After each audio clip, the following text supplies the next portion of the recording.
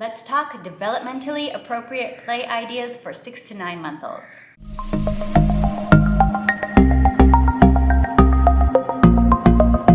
Hi, I am Rachel from 7 and All. I am a second generation homeschooler, and today I'm going to be talking about our non-school age children, the babies. The 6 to 9 month old stage can be a little bit of a difficult stage because they're mobile, they're not staying in one place, they want to explore their whole world.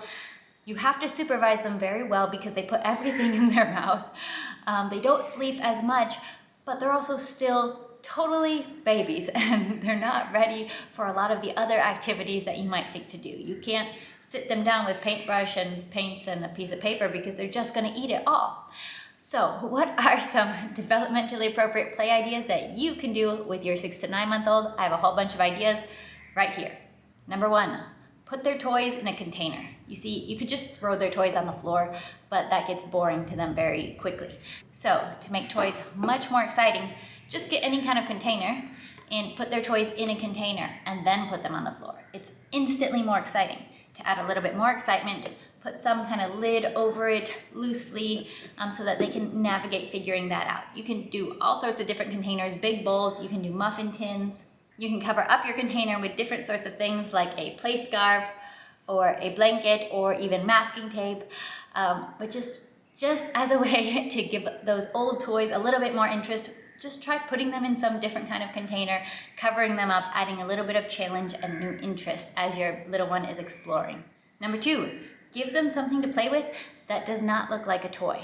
Babies are super smart. They learn very quickly which things are toys for them and which things are not for them. And they tend to be very interested in things that are not for them. And it's really exciting for them to play with something that's not a toy.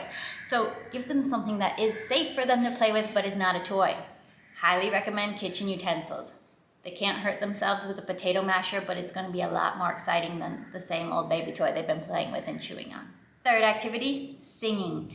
Sing to your baby. There's a reason that this is something that we do with our babies through all generations. It is so excellent for their verbal development skills, speech development skills, and really great for your connection.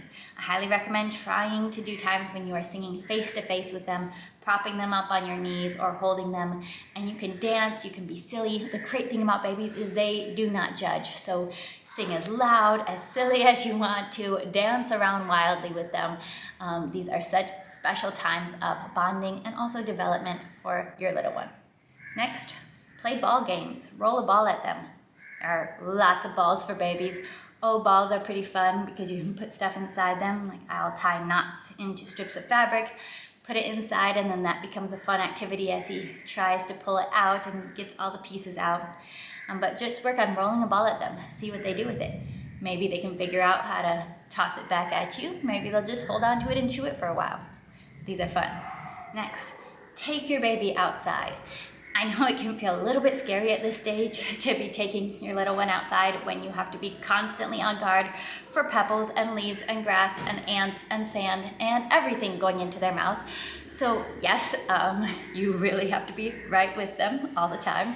That's just this stage, but having them outside, getting their hands and feet in the grass and in the sand and in the dirt and getting them to explore all of these textures and sensations and all the sensory experience of the outdoors is so worthwhile. Even having them out in those large spaces is so good for their vision as you're pointing out, look at the tree, look at the birds, look at these fun things.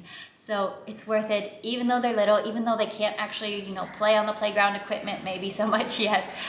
Taking them outside, just spending some of that time outdoors every day when possible is so valuable.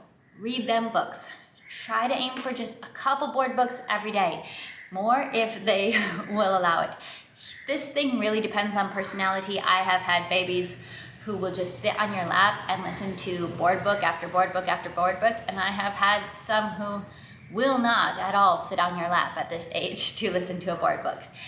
If you have the cuddly type who likes to sit down and just listen to the stories, that's real, that happens, that's great, make the most of it. But even if your child is more wiggly, isn't so interested in sitting on laps, listening to stories, a couple great ways to do it are, 1, just sit on the floor and read a book while they crawl on and over you and all around you.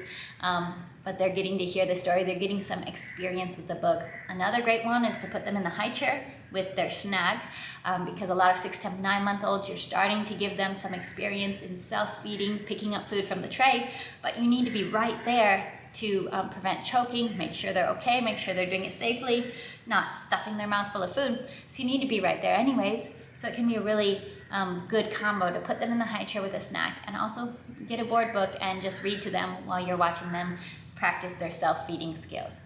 Next, play with shakers or musical instruments. You can use actual baby musical instruments like some of the ones we have. Those have been very well used in our home, but you can also make your own out of Tupperware or even water bottles with securely fastened lids. You can put things inside, but these are really great for them practicing their grip, their motor skills, learning about coordination and cause and effect. Hide somewhere in the same room with your baby and where they can't see you, and then call them and try to see, can they crawl and come and find you? That can be a lot of fun at this stage where they're learning who people are, how they can recognize their voice and find them. Another fun and useful activity is to practice going downstairs. Stairs can be scary for any parent of tiny children. They are dangerous, so it's a great thing to do is to practice with your child. And you're gonna have to redirect them and move them to go. Usually we want small infants to be going backwards down the stairs. And that's not their instinct. They don't wanna go backwards. They wanna try to just dive down head first. Bad idea. So that's why we intentionally practice with, nope, we're gonna turn around. We're gonna practice going down backwards to get whatever they want that's at the bottom of the stairs. And we can also practice climbing up the stairs safely. And finally, this list would not be complete without including water play.